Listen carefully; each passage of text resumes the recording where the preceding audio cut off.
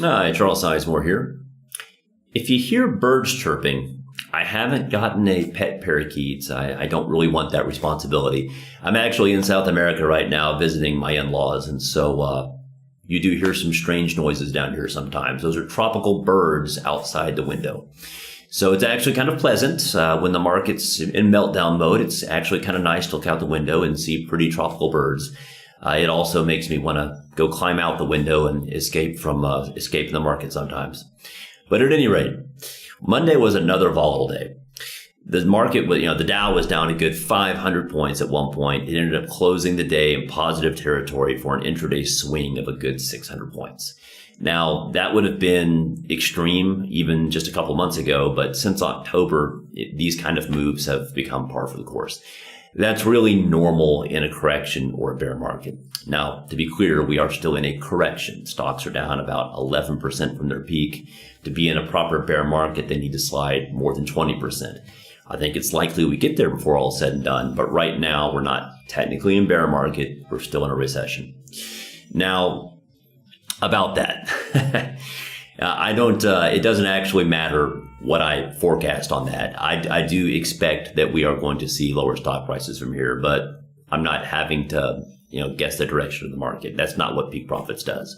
When Peak Profits detects potential danger, we hedge. And what that means in plain English is rather than run a concentrated long-only portfolio of value momentum stocks, we just chop everything in half. All of our position sizes get chopped in half, which frees up 50% of the portfolio.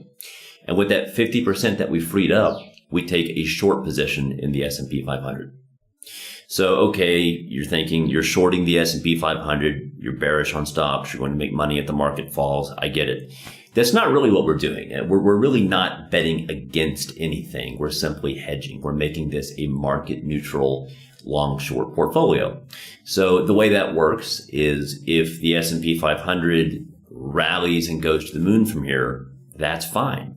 We'll lose on our hedge, but our long positions should presumably rise as well. If our long positions go up more than the S&P 500, we're actually going to profit. We do well despite being 50% in a short position. Now, the opposite is also true. If the S&P 500 tanks from here and our hedge pays off and our long stocks also lose money, so long as they lose less money than the S&P 500, we've still made money. So this is the kind of strategy that we pursue when the market is choppy. I don't take a net short position because the rallies can rip your face off. I mean, the fact is some of the biggest rallies happen during bear markets.